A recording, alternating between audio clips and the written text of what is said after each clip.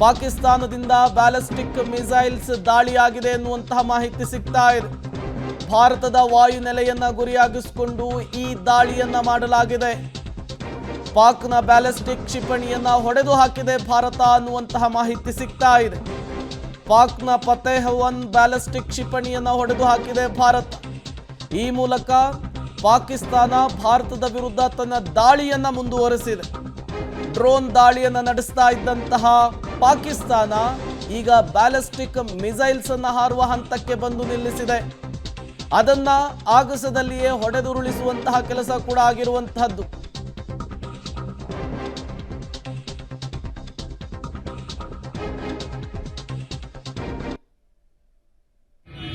और एक गाड़ी बड़ी गलत गुजरी है, बच गई, शुक्र है। जब गिरा ना आग लगी, गाड़ी गुजरी। ये ड्रोन गिरा अभी।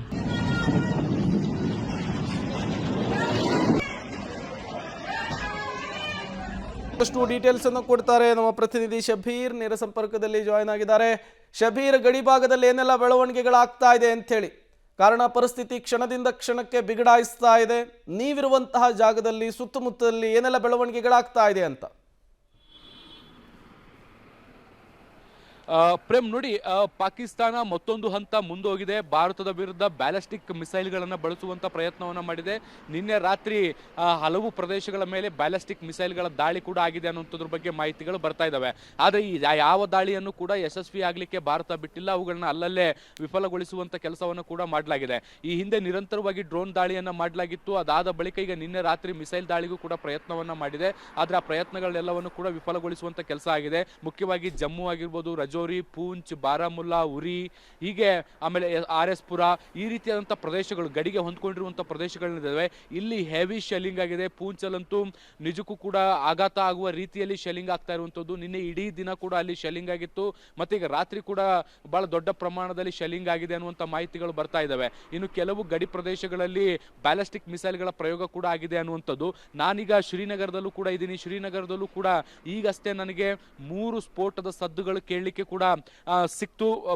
ಬ್ಯಾಕ್ ಟು ಬ್ಯಾಕ್ 3 ಸ್ಫೋಟದ ಸದ್ದುಗಳು ಕೂಡ ನನಗೆ ನೋಡ್ಲಿಕ್ಕೆ ಸಿಕ್ತು. ನೋಡಿ, ನಾನೀಗ ದಾಲ್ ಲೇಕ್ ನ ಮುಂಭಾಗದಲ್ಲಿದ್ದೀನಿ.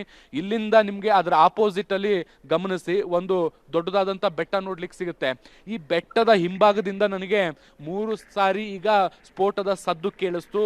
ಬಹಳ ಹೊತ್ತಾಗಿಲ್ಲ, ಜಸ್ಟ್ 5 ಮಿನಿಟ್ಸ್ ಬ್ಯಾಕ್ ನನಗೆ ಬ್ಯಾಕ್ ಟು ಬ್ಯಾಕ್ 3 ಸಲ ಸ್ಫೋಟದ ಸದ್ದು ಕೇಳಿಸ್ತು.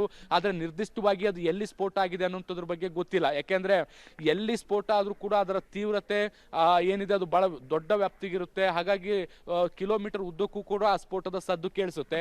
ನನಗೆ ಸೌಂಡ್ ಈ ಬೆಟ್ಟದ ಬ್ಯಾಕ್ ಸೈಡ್ ಇಂದ ಈಗ ನನಗೆ ಕೇಳಿಸಿರುವಂಥದ್ದು. ಸೊ ನಿರ್ದಿಷ್ಟವಾಗಿ ಎಲ್ಲಿ ಏನಾಗಿದೆ ಅನ್ನುವಂಥದ್ದನ್ನ ಜಸ್ಟ್ ಇನ್ನಷ್ಟೇ ಫೈಂಡ್ ಔಟ್ ಮಾಡಬೇಕು. ಈಗ ಒಂದು 5-6 ನಿಮಿಷದ ಕೆಳಗಡೆ ಈ ಒಂದು ಸೌಂಡ್ ನಮಗೆ ಕೇಳಲ್ಪಟ್ಟಿರುವಂಥ ಈ ದಾಳಿ ಏನಾದ್ರೂ ಆಯ್ತಾ ಅಥವಾ ಅದನ್ನ ಡೆಸ್ಟ್ರಾಯ್ ಮಾಡುವಂತ ಕೆಲಸ ಏನಾದ್ರೂ ಆಯ್ತಾ ಅನ್ನುವಂಥದ್ದು ಇನ್ನಷ್ಟೇ ಗೊತ್ತಾಗಬೇಕಾಗಿರುವಂಥದ್ದು.